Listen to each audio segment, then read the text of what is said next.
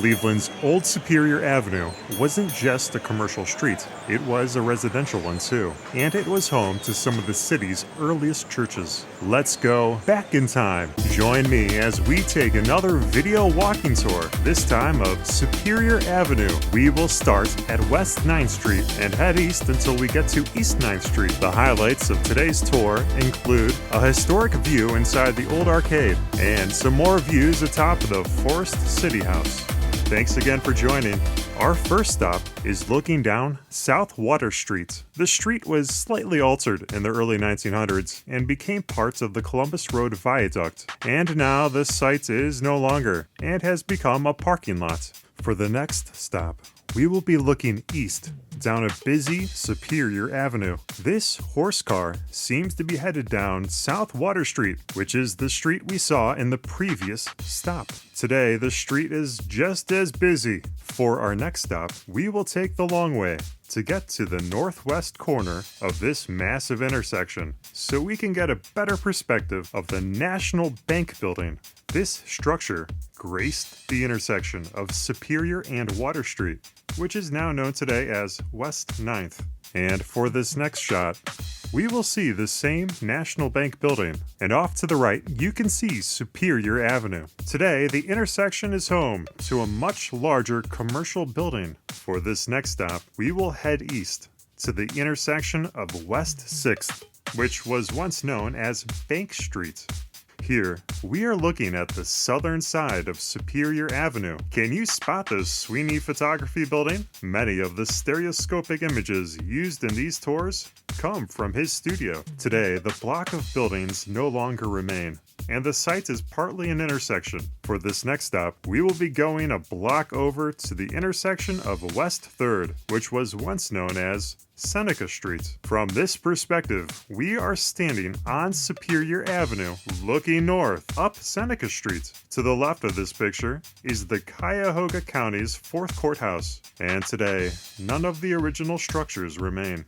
For this next stop, we'll adjust ourselves and look west. Here, we can see a busy street scene. Today, a commercial high-rise is being built in its place. To get to our next stop, we'll have to head across the street and go one block over. And here, we can see the many signs of the businesses that operated on this commercial street. Today, this site is also under construction for a commercial building. Now we're going to head across the street and look north. In the distance, you can see the old courthouse, which stood on Rockwell facing the square. You can see this building on the right-hand side of the photograph. The courthouse was torn down in 1935. Now let's take a small detour and go down Rockwell to get a closer look at the front stairs of the old courthouse. In this photo on the left-hand side, you'll again see the old courthouse.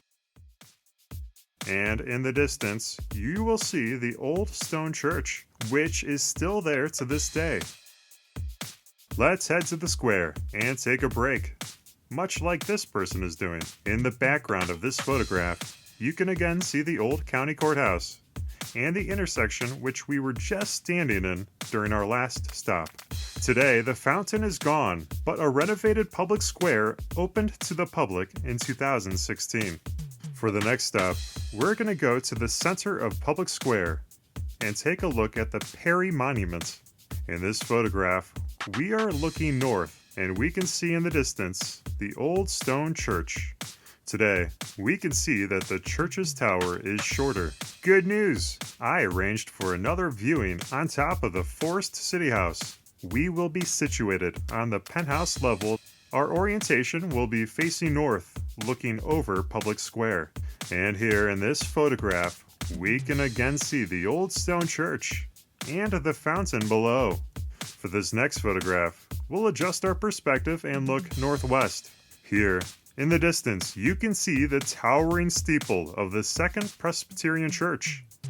And below it, you can get another perspective of Public Square and the Perry Monument in the center. All right, I think it's time to put our feet back on the ground. Let's go back to the monument, and this time we will face east, where we can again see the steeple of the 2nd Presbyterian Church in the distance. Today, the monument is gone, and the site operates as a bus lane For our next stop, we will head to the intersection of East Roadway and Superior. Here, we can see the old post office. This structure was torn down to make way for the Daniel Burnham's group plan in the early 1900s. Today, a government building operates on the site. Let's head closer. Here, we can get another perspective of old post office. And in the background of this image, you can see the Society for Savings Bank, which stood on Rockwell facing the square. And today, none of the original structures remain. Let's move closer again. Here, in this picture, we can get a much closer view of the Society for Savings Bank building, with its impeccable symmetry and ornate details. Today, a commercial skyscraper operates on the site. For our next stop, we are going to head back to Superior Avenue so we can get a much better look at the Second Presbyterian Church, which you can see in the background of this photograph. The church was said to have been destroyed by fire in 1876. Today, a commercial building and a parking structure operate on the original site. Now, we're going to head back across the street so we can get a better perspective of Cleveland City Hall when it sat in the Case Block. The city rented out ground floor retail and studio space on the top floor to artists. Today, the site is home to the Cleveland Public Library, which is also the source for all of today's historic photographs. Moving on, we're going to cross the street again so we can get a view of the Superior Street Arcades, or what is known today as the Old Arcade. In this historic photograph, you can see an early structure, and on the left-hand side is the Trinity Church, which we will see later on during the tour. It's a little chilly out. Let's go inside and warm up. Inside the old arcade, the lower 3 floors were designated for retail trade, while the upper 2 floors were reserved for offices. The lowest level is said to be resting on the bed of the prehistoric Lake Warren. And today, the old arcade is more beautiful than ever. Let's head outside and check out the Trinity Church, which was consecrated on May 17th of 1855. The tower behind it contained 9 church bells, which rang for the last time in June of 1902. The same year it was leveled. Today, a residential apartment community stands in its place. For our next stop, we'll cross the intersection and head east, and we'll turn around so we can look west. In this photograph, you can see some residential homes and the towers of the Trinity and the Second Presbyterian Church, respectively. Today, the site is home to a commercial high-rise. For the next stop, we'll move one house down and turn around again.